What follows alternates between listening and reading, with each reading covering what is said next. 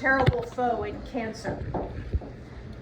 And we did not know if she would leave us then. So I wrote her this tale.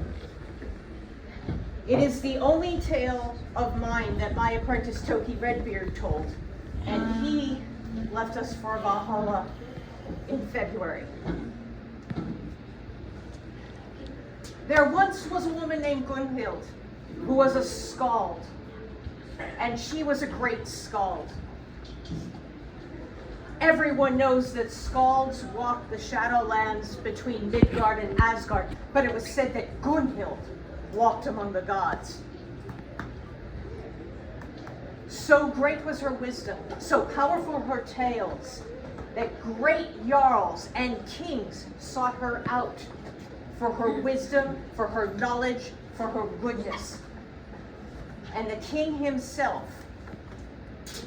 asked her to come to his hall, and when he heard her, he asked her to become his skald. And she consented. And the king gave her a ring with a purple stone that came from the far land of Egypt, where they build the king's barrows high as mountains and pointed like the tip of a spear. And Gunhild came to the king's hall with her foster daughter and niece, a girl named Guthrun, who showed great promise as a skald. And there she served the king for many years, growing in power, in wisdom, and in knowledge, and her tales became so great that all who heard them would swear oaths that they themselves had seen the events she spoke of. But the years passed, and when Guthrun had grown to womanhood and become a skald in her own right, Gunhild sat before the king's fire and fell asleep and did not wake. And the king's hall mourned. None greater than Guthrun, but all greatly, so much so that the king and his sons built her pyre. And when Guthrun prepared the body for the fire, the queen and her daughters wept with her. And they decked her in her finest silks, and every jewel, every string of amber, every gold piece she had ever received. And when the king saw this, he made them remove the jewels, for he said that the dead have no need of jewels. And he knew that Gunhild had intended this wealth to be her niece's inheritance. But when the king saw how Guthrun grieved, he made them leave the ring with the purple stone, for Gunhild had loved it greatly and had been much honored by it. And after the fire, Guthrun sat in the hall with Horik, the king's son, and they spoke sadly of Gunhild. And Horik said, "Alas, that I shall never hear Gunhild speak again."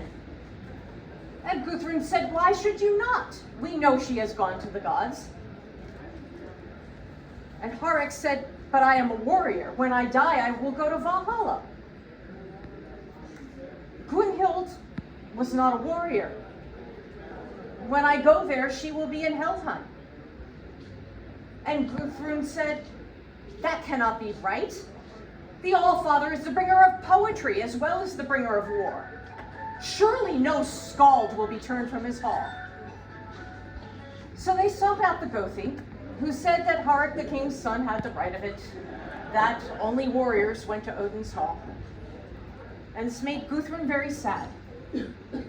But the king asked her to succeed her aunt as his skald, and she took up her duties with a will. One day, not long after, Guthrun was writing a poem, but the words would not come. So she took up her bow, hoping that the solitude of the forest and the discipline of the hunt would bring the poem forth. At midday, she sat on a stump and ate a bit of bread and cheese that she had brought with her. And two ravens landed not a yard from her. and she scattered crumbs, for they are sacred birds. And the birds ate the crumbs and flew to a nearby branch and turned back as if they were waiting for her. When she approached them, they flew a few yards further and waited, and so on for what seemed like a few miles, until Guthrun came to a shining bridge guarded by a great man with a great beard, and he said, "Skald woman, you are not unwelcome, but you may not yet pass here." And then he saw the two ravens who alighted on her shoulders, and he said, "Ah, I see you are to be our guest. Follow the ravens and do not leave them." And they led her to a shining hall with 540 doors, with shields as shingles. And when she entered, she saw at the tables byrnies spread, axes and spears hung on the wall, great warriors feasting and drinking, and at the end of the hall was a great king, clad in finer garments and more jewels than she had ever seen. His hair was gray and hung on one side of his face, but he held himself as a warrior, and next to him was his queen, just as finely attired. And then out came a skald, and it was Gunhild. And it was not the Gunhild as Guthrun had last seen her, heavy with the weight of years, but Gunhild in all the strength and vigor of her youth, Gunhild in all the fullness of her womanhood, Gunhild in all the wisdom and power of her age. And she told a tale of one of the warriors in the hall, and it was the finest tale that Guthrun had ever heard her speak. And at the end, Gunhild said, "This is the tale of one of you, a great warrior. But every warrior in this hall has such a great tale and is equally great, and I will learn them all. And I will tell them, but not to pass the evening in the feast, not to flatter your vanity, but so that you remember the bravery you showed in life, so that when the sun dawns red and the giants come, when there is no course but battle, you will fight and strive and never falter, and no one will say that Odin fought in vain." And the hall cheered. And the king gave Gunhild to drink of his cup. But then Gunhild saw Guthrun at the end of the hall and ran to her and embraced her and brought her to the king, who said, "Welcome, daughter. I am called Sweethier, among other names, and you are as welcome here as your kinswoman."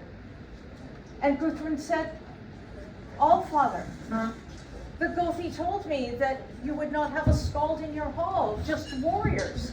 My aunt is a warrior." And the king said, "Who is she but one of my captains?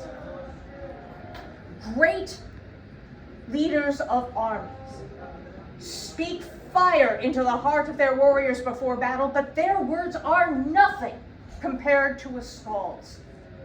For without skalds, how would we know the great deeds of the past? Without skalds, warriors would have nothing to aspire to."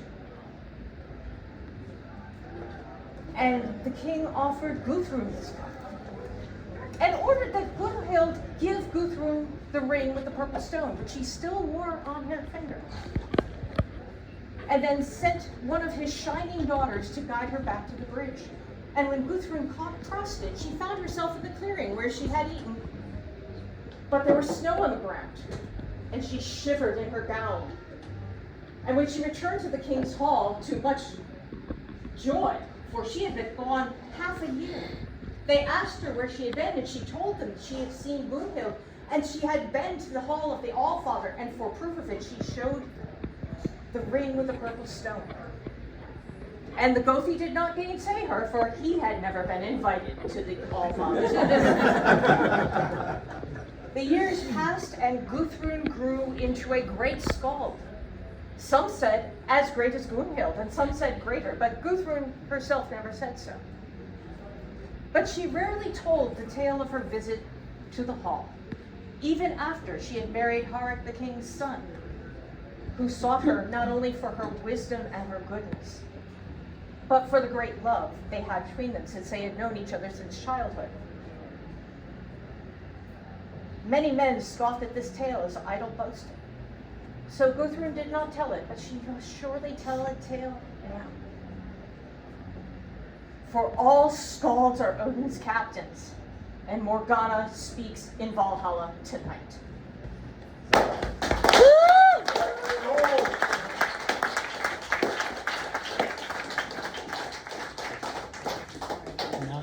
This is a story about Morgana and her stories, because, you know, you will probably have various CDs of her tales. And there is one, not The Hand of Tyr, which is obviously an amazing that she's best known for, but the one that forever reminds me of her in all ways is Frigg's Cooks, because of one line where Odin and Tyr and Thor are standing, having heard this blasphemy and deciding what to do about it, when the door of Odin's hall bursts open and Frigg, Odin's wife, comes storming up to him in a great clashing of jewelry and glares down at him, which is an interesting trick because he was sitting 3 feet higher than her, and says one word, "Well," he says. That one scene, I see, not Frigg, but I see Morgana walking the way she walks, and this is no criticism, it's just, her body, her face is forever in my mind in that position, in that story. And just, I could see her glaring down at Odin, or pretty much anyone, and I might have been the subject of that once or twice myself, and just with the look, well, and so that is what I will remember for the rest of my days. And that's all I wanted to say. Thanks to you and your family. Fantastic, Elliot.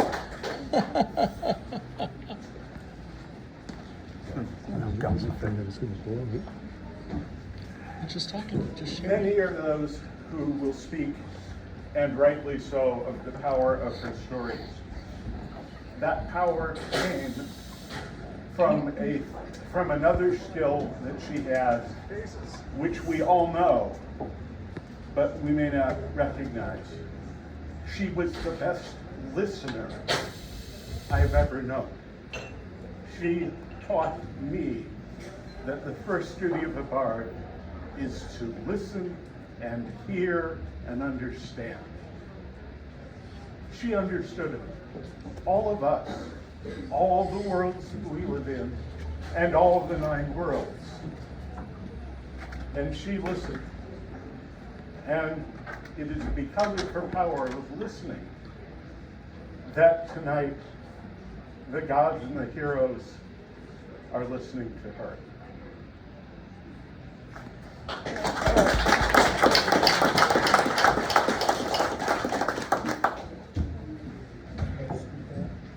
My former apprentice master Dolan couldn't make it here, but he sent me a piece and said, I've been working on this, but haven't yet been able to turn it to attach a melody to it. And I read through it a few times and said, I think I've got something, and have not practiced it much, but. Welcome to the club. Standing tall as you might if the cause it was just Morgana did when she felt that she must, never giving an inch and ne'er showing fear. Let us hold to those memories so dear. Tell us your tales until deep in the night of Odin and Njord and the Valkyries' flight. High rafters hall with your stories would ring, and oh, the joy it would bring. We listened as Valkyries flew across the land to offer their aid at Hakon's great stand. Then hear of far Utah and of the long drive. Let us keep all of those memories alive. Tell us your tales until deep in the night of Odin and Njord and the Valkyries' flight. High rafters hall with your stories would ring, and oh, all the joy it would bring.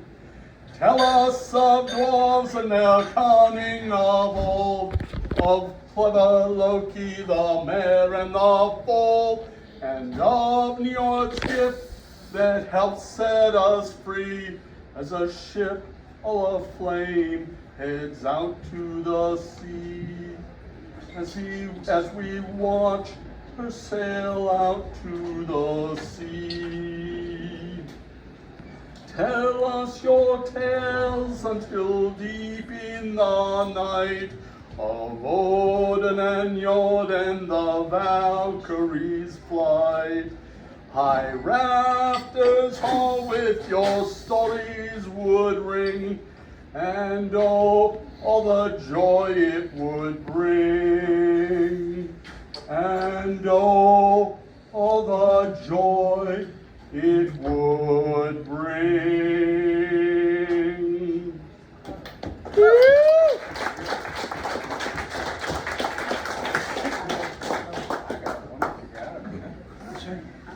I have one. Good. All right, Rob. Okay. I seem to remember it was about a St. Patrick's Day. It was the last time I ever saw my grandmother alive in the hospital. My mother and I had gone up there to see her. By the time we got back, I wanted to do something good on St. Patty's, but everybody else was at some event somewhere. Lou and Carol were left, so I went by and see them, and they gave me I think it was a half a shot of Slivovitz, which was the only booze in the house. Half a shot of Slivovitz. Right, I hate Slivovitz. That's why the bastard gave it to me. So, anyway, it's not very long after that something's feeling kind of funny. Because Slivovitz. It wasn't a Slivovitz, but my equilibrium is starting to go on me. And Carol says, you're coming down, you're warm, you're coming down with some herbal tea. The first cup of herbal tea. I think there were like 7 or 8 following that. And I keep feeling worse and worse, and I'm reminding myself that the only booze you've had is a half a shot of Slivovitz and can't be blamed on alcohol this time. And now the tea is going through me, and I'm having, as the night progresses, to make it to the bathroom, bouncing from one wall to the other wall. He's laughing just like he is now. Morgana's laughing, and there's not a damn thing I can do about it. This goes on until like 1 in the morning. And like, what happened on my St. Patrick's Day? This is not quite what I planned. And the worst of it was they had a Siamese cat named Ling. Yeah. Yes. Ling was in heat. Finally, it's time. They want to go to bed. I got no choice. Besides, that's all I'm fit for. So I'm under about 3 or 4 blankets. I'm sweating profusely, giving off all kinds of wonderful Fumes? scents now. And Ling the cat decides that it's time to make her presence known. And every time I'm about halfway asleep, I get to, what in the hell is going on? It's his cat sitting on my face. And this went on pretty much the whole night until I finally flung Ling halfway across the room. Then I finally got a little bit of sleep. Next morning had the best fake hangover I've ever. I can't believe, there wasn't booze to any degree involved in this, but those endless glasses of herbal tea. Oh, God. I'll never forget that night. Well, the thing is, there wasn't any alcohol to speak of. Of course I remember that night. All the misery with none of the fun. Amen.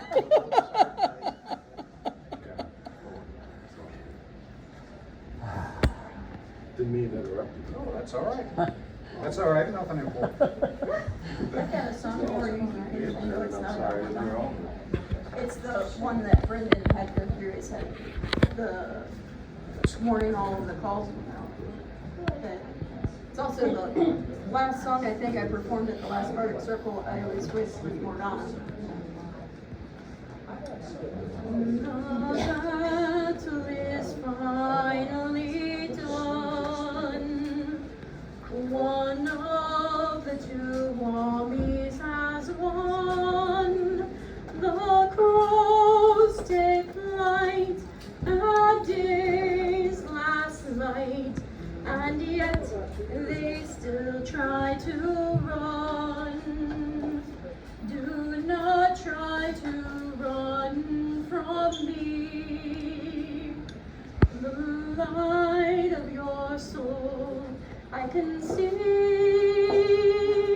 the torch of your deeds, your honor and greed, determine the fate you receive. Into my arms to carry you home, away from your home. You will be one of Odin's own.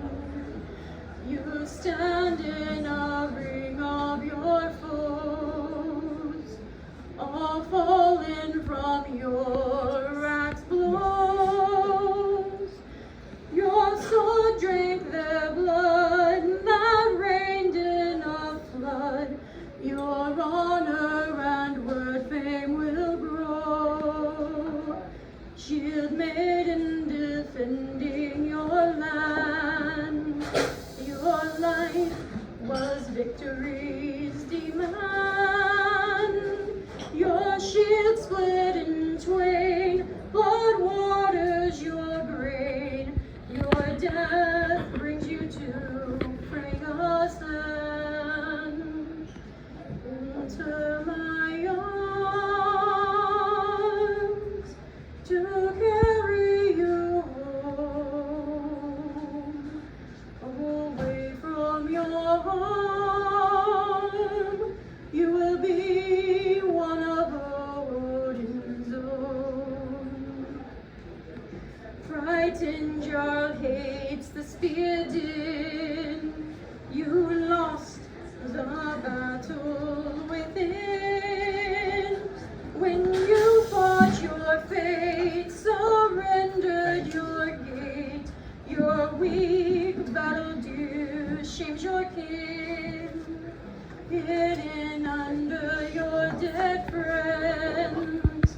Today was not your journey's end. Remember your war, your brush with death's door. Keep honor till we meet again. Into my arms to carry you home, away from your harm. You will be one of Odin's own. My sisters and I heed the call to choose after last fighter falls. For Freya's green fields, Orion your shield. sent to hell's darkness to crawl. So open your ears to my cries, and for the last time, close your eyes. Grievous work is done, the last mercy comes. I sing Valkyrie's lullaby into my arms to carry you home. Away from your heart, you will be one of Hogan's own. Beautiful. Thanks, Tally. May I make a suggestion? Everyone who needs to, take 3 minutes and get yourself refilled.